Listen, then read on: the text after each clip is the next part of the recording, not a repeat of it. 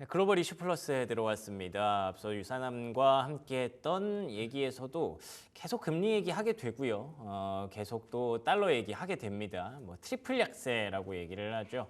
미국 증시, 셀 아메리카 뭐 이런 얘기들 사실 낯선 그런 단어들이긴 해요. 원래 우리가 몇 년 동안 듣지 못했던 이야기이기 때문에. 근데 또다시 금리 시장이 좀 발작을 좀 일으키고 있기 때문에 이와 관련된 이야기들 한번 들어보도록 하겠습니다. 미중산업경제연구소 조용찬 소장 나오셨습니다. 안녕하십니까? 예, 안녕하십니까? 네, 반갑습니다.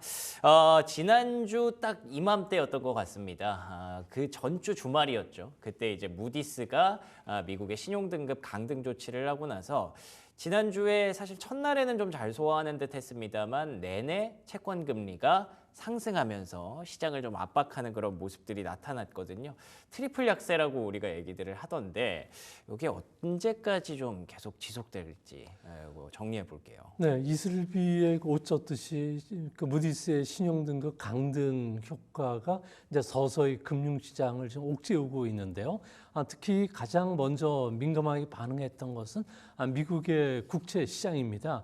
10년물 국채 수익률 같은 경우에는 지난주 장중 한때 4.6%까지 높아지기도 했는데요. 4.6%라는 것은 상호 관세가 부과된 직후에 국채 금리 수준보다도 더 높은 수준까지 올랐다는 겁니다. 아무래도 재정 적자 문제라든지 또 달러 약세에 따른 시장의 불안감이 반영이 됐던 것으로 보여지는데요.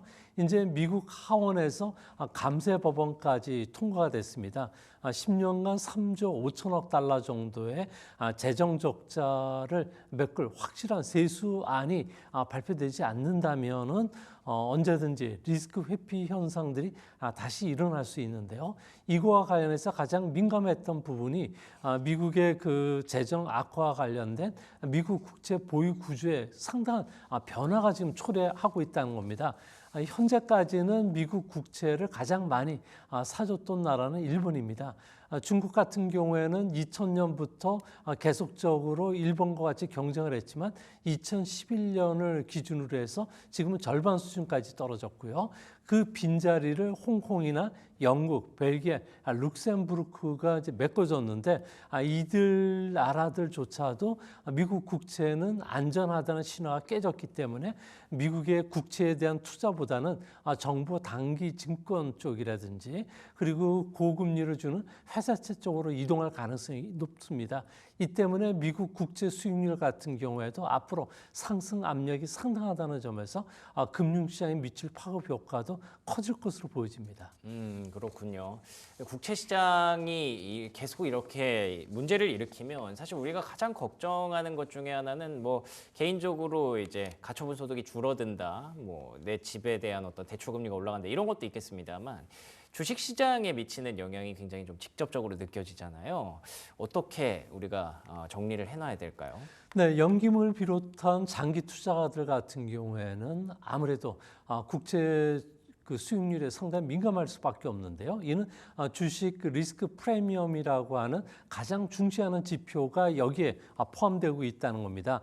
주식과 같은 위험 자산을 보유함으로 인해서 기대되는 초과 수익 같은 경우에는 현재는 미국의 그 국제 수익률이 상승함으로 인해서 한때 플러스 0.1 정도까지 달했지만 지금은 마이너스 0.9까지 떨어졌는데요. 이는 위험 자산이 주식을 보유함으로 인해서 기대되는 수익률이 크게 낮아졌다는 겁니다. 아무래도 리스크를 감수하면은 더 많은 그 수익을 줘야 되는데 오히려 가격이 비싸졌다는 이야기인데요. 다만 주가는 장기적으로 실적에 수렴한다는 측면에서는 달러 약세라든지 재정 적자보다도 실적이 좋아지면 되는데 문제는 올해 S&P 기업들의 12개월 그 선행 EPS를 보면은 올해 그 성장세는 좀 둔화되는 모습을 보여주고 있고요. 반면에 2년 뒤, 3년 뒤 같은 경우에는 상승하는 흐름을 보여준다는 측면에서 단기적으로는 주가의 조정 압력이 더 커지지 않을까 보여집니다. 결국 미국의 10년물 국채 수익률이 5% 가까이 올라간다면 연기금을 비롯한 장기 투자자들 같은 경우에는 미국 주식에 대한 투자를 줄일 수밖에 없고요.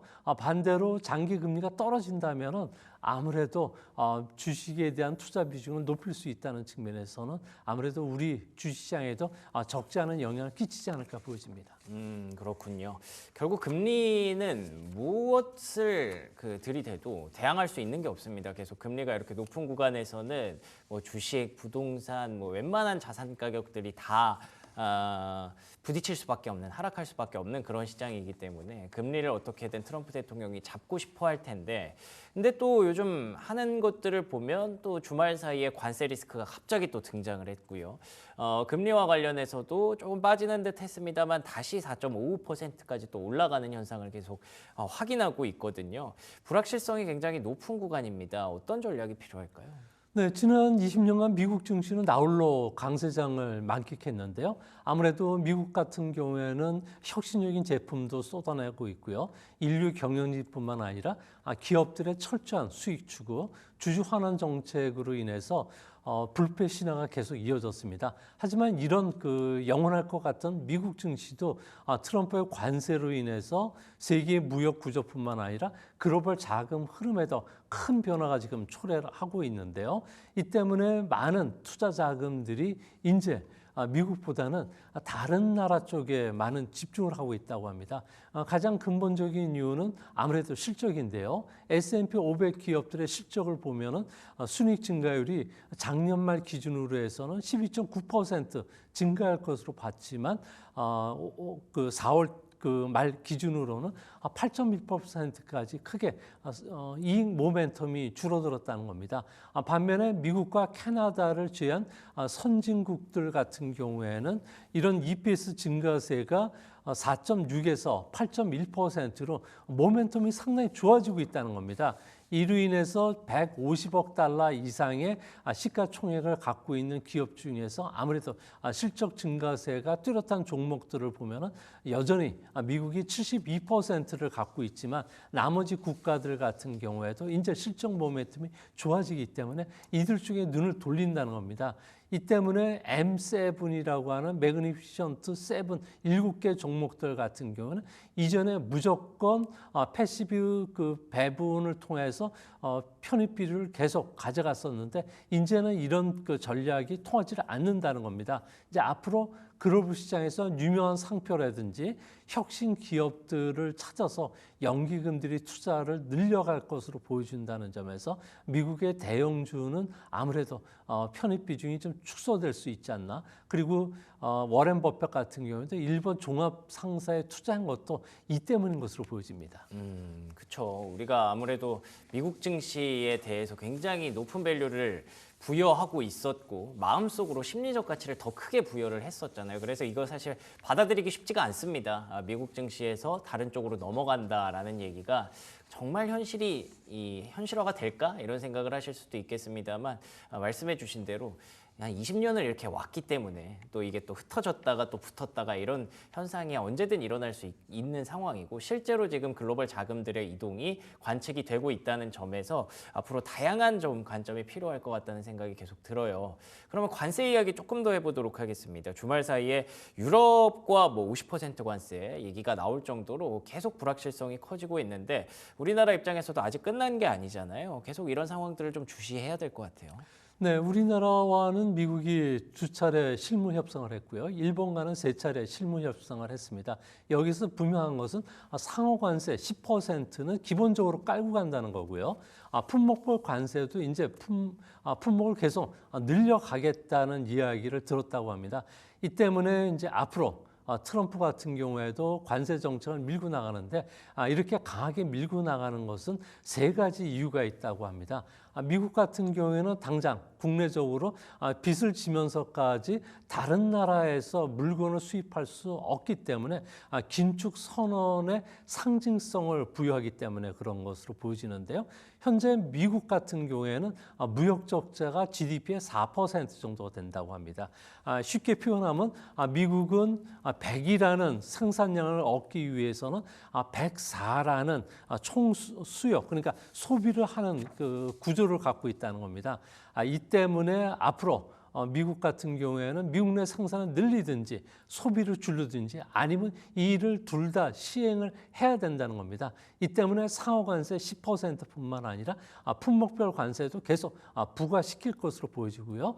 다른 나라와 관련해서는 계속 다른 나라로부터 돈을 차입해서 물건을 살 수 없을 정도의 재정 구조가 됐기 때문에 당신들이 미국산 물건을 더 많이 수입해 달라는 겁니다. 농산물뿐만 아니라 무기 수입도 확대해 달라고 요청을 했고요. 만약 이를 들어주지 않는다면은 다른 나라보다 관세를 더 많이 부과시키겠다는 겁니다. 세 번째는 당신이 그 미국에서 살 물건이 없다면은 직접 공장을 만들어서 생산을 늘려달라는 이야기인데요. 이렇게 되면 미국으로 회귀를 해서 투자도 늘리고 생산도 늘고 그리고 미국의 고용도 늘고 이런 측면이 좋지 않냐. 그래서 애플과 삼성은 해외에서 스마트폰을 만들어서 미국에 수출하지 말고 직접 들어와서 생산하라. 그렇지 않으면 25% 관세를 부과하겠다. 자동차, 반도체에 대해서도 이런 정책은 앞으로도 계속 고수하지 않을까 보여집니다. 그런 측면에서 우리나라와 관련해서는 무역 불균형 시장뿐만 아니라 투자 확대를 앞으로도 계속 이어갈 것으로 보여지고요. 이제 앞으로 미국에 대해서는 LNG와 관련해서 알래스카에 투자를 해서 너희들이 직접 수입해 가라. 그리고 반도체, 자동차, 조선과 관련해서는 더 미국의 투자를 획기적으로 늘려가려는 압박이 더 강해질 것으로 보여집니다. 그렇군요. 그럼 혹시 우리나라한테도 유럽에 그랬던 것처럼 관세가 갑자기 이렇게 높아질 가능성 이런 것들은 염두에 둘 필요는 없을까요? 네, 아무래도 관세가 계속 높아질 가능성이 높은데요. EU와는 지금 협상이 상당히 난항을 겪고 있다고 합니다. EU는 또 반대적으로 미국산 제품에 대해서 고관세를 또 부과하는 작업에 지금 착수를 하고 있기 때문에 트럼프 입장에서는 자신의 세 가지 기조에 흔들렸을 경우에는 계속 하겠다는 겁니다. 특히 우리나라와 관련해서는 자동차 문제와 관련해서 상당히 민감하게 반응을 하고 있는데요. 우리 입장에서는 자동차 산업은 전체 제조업에서 차지하는 비중이 13%로 상당히 높고요. 또 수출 같은 경우는 12%, 우리나라 고용의 11%를 정도 차지합니다. 미국 입장에서 보면은 전 세계 수출하는 한국 자동차의 절반을 미국에서 소비를 해주고 있는데 너희들은 왜 143만 대를 미국에 수출했는데 이제 앞으로 최소 100만 대 이상은 미국에서 생산해달라. 이것을 안 해줬을 경우에는 자동차와 관련된 25% 관세를 그대로 가져가지 않을까 보여집니다. 이렇게 된다면은 생산량을 미국으로 이동을 하고 그랬을 경우에 우리의 생산 활동은 한 18% 감소하게 되고요. GDP는 0.2% 정도 떨어지게 됩니다. 이뿐만 아니라 이와 관련된 간접적인 효과, 보험이나 리스, 카센터 같은 부분까지 파급이 됐을 경우에 우리나라 GDP는 0.5% 정도 줄 수밖에 없기 때문에 트럼프의 관세 정책이 우리나라의 직접적인 악영향은 이제 앞으로 서서히 나타나지 않을까 보여집니다. 그렇군요. 그래서 그런지 계속 지금 최근에도 자동차 업종의 주가는 계속 바닥을 좀 기고 있고요. 뭔가 좀 완화되겠지라는 게 어떻게 보면은 그냥 희망사항일 수도 있겠다라는 생각도 많이 들더라고요. 근데 이렇게 좀 장기화가 되게 된다면 미국 입장에서도 타격이 분명히 있을 것 같은데 어떻게 보십니까? 네, 미국의 실질 실효 환율은 트럼프 집권을 하자마자는 2.4%였는데 지금은 19.4%까지 높아졌습니다. 고용이라든지 소비에 미치는 영향이 클 수밖에 없기 때문에 미국의 재고가 떨어지는 3분기부터는 하드 데이터라고 하는 이런 고용이라든지 소비 관련 지표들이 상당히 악화될 수밖에 없는 것으로 보여지는데요. 특히 지난주에 미 하원에서 트럼프의 대형 감세안을 다룬 세제라든지 세출 법안 수정안이 가결이 됐습니다. 이제 상원에서는 아무래도 손질이 좀 불가피할 것으로 보여지는데요. 이대로 간다면은 감세 연장안이 미국 경제에 미치는 영향은 그렇게 크지는 않는 것으로 보여집니다.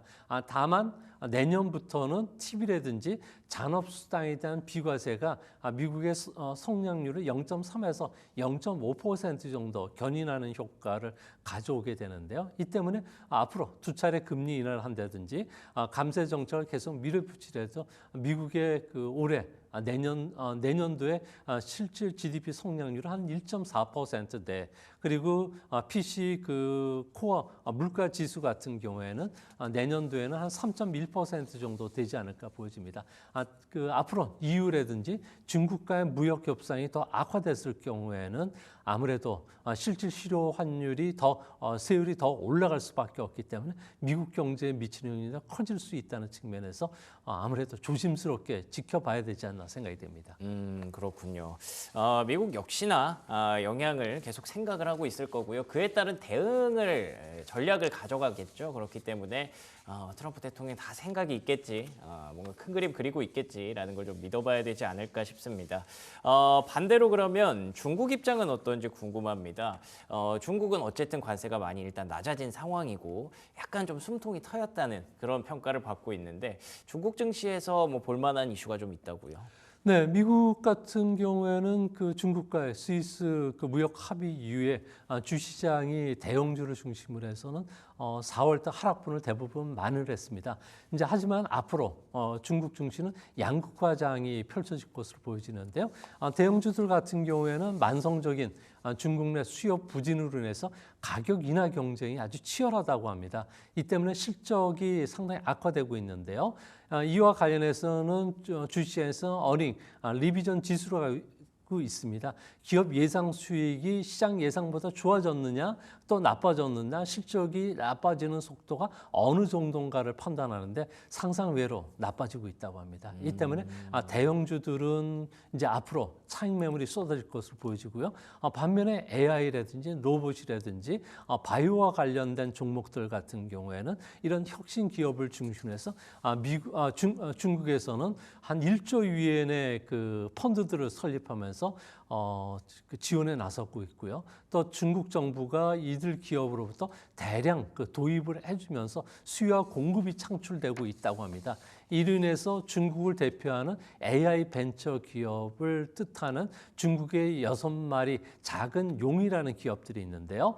게임 회사인 그 게임 사이언스라든지 인간 로봇 회사인 딥 로보틱스 그리고 사주적 그 보행 로봇을 만드는 유니트리 그리고 상성 AI 회사인 딥시크 그리고 3D 그래픽뿐만 아니라 공간 디자인의 강점을 갖고 있는 소프트 회사인데요. 매니코어 그리고 로봇과 기계를 연결하는 브레인 머신 인터페이스 회사인 브레인코어 등이 있는데 이들 기업을 중심으로 해서는 아무래도 할인율도 싸고요. 또 밸류에이션상의 매력이 있기 때문에 외국인들의 매수가 좀 계속 유입될 가능성이 높다는 측면에서 관심을 가져볼 필요가 있지 않나 생각이 됩니다. 좋습니다. 굉장한 꿀팁이네요. 우리가 원래 중국 증시 생각하면 뭐 텐센트, 샤오미, 알리바바 이런 기업들 많이 떠올렸는데 육소룡이라고 있다고 합니다. 딥시크를 비롯해서 딥로보틱스, 매니코어, 브레인머신, 유니트리 이런 종목들이 떠오르고 있다고 하니까 검색어 한번 검색해 보시면 좋을 것 같네요. 지금까지 미중산업경제연구소 조용찬 소장과 얘기 나눠봤습니다. 오늘도 좋은 말씀 고맙습니다.